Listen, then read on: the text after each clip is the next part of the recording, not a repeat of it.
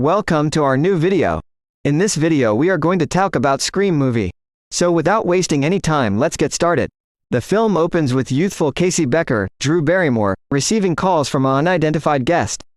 At first maybe he has gotten an off-base number, yet it before long turns out to be clear he is playing with her, and his voice gets increasingly undermining. Casey becomes terrified when she understands her guest can see her. She starts to overreact when the guest takes steps to kill her, and powers her to answer film random data in return for her life and the existence of her beau, Steve. Sees restricted on her back deck.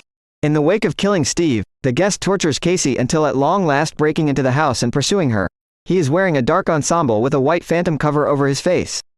He pursues her across her grass similarly as her folks pull up into the carport. They don't see her, and Casey is wounded in the chest, unfit to shout.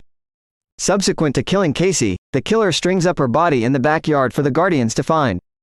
We then, at that point, meet Sidney Prescott, Neve Campbell, and her beau Billy Loomis, Skeet Ulrich. Billy slips into her window and endeavors to have intercourse with her, however Sidney is uncertain and needs to stay a virgin for the time being.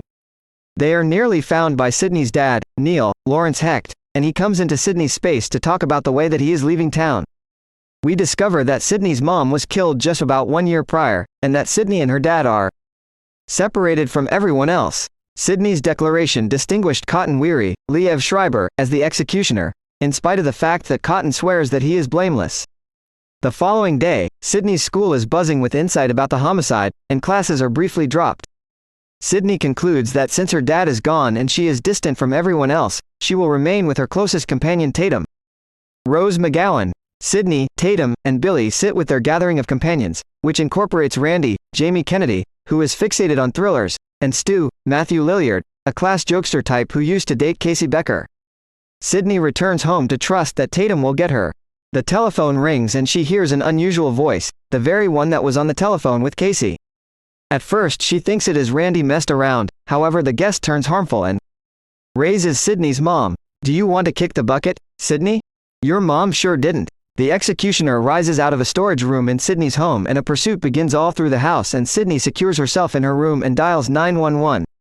Then Billy shows up, moving through Sidney's window once more, and a cell drops out of his pocket. Sidney understands that it might have been him calling her, and she runs down steps and out of the house just to be welcomed by the police. She is taken to the police headquarters alongside Billy, where he is addressed. At the police headquarters, Sidney meets Dewey, David Arquette, Tatum's more established sibling and the town delegate, who is viewed as a numbskull.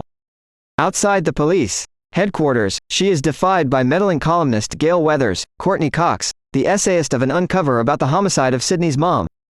Gale feels that Cotton Weary was unjustly indicted, and presently Gale is following up a tale about the homicide of Casey Becker. She feels the killings are associated.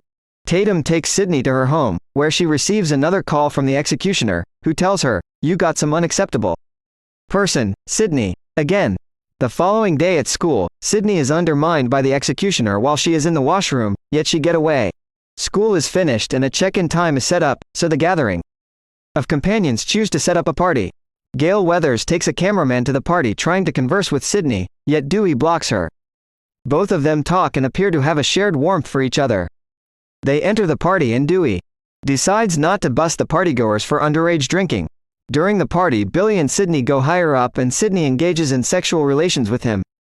In the meantime, Tatum is killed in the carport by the executioner, who hosts penetrated the get-together all things considered. After the recess among Sidney and Billy, the entryway opens and in strolls the executioner, who betrays Billy. Another pursuit begins.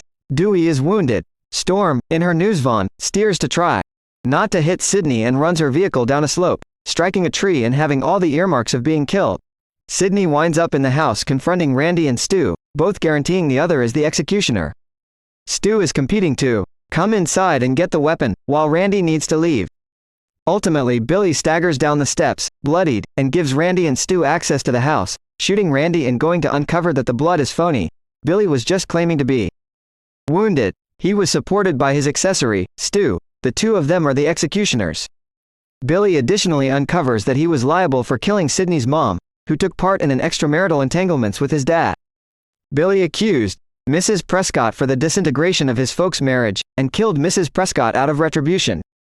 Billy and Stu likewise uncover that they have grabbed Mr. Prescott, who is restricted in a wardrobe. They have outlined Mr. Prescott for the homicides, and expect to twisted themselves to make maybe Mr. Prescott went after them. So, all in all they will kill both him and Sydney. Billy and Stu incur non-life-threatening injuries on each other with the blade, yet they are intruded on by Gale Weathers, who returns, furnished with Dewey's firearm. Gale neglects to turn off the weapon's well-being, and a battle results.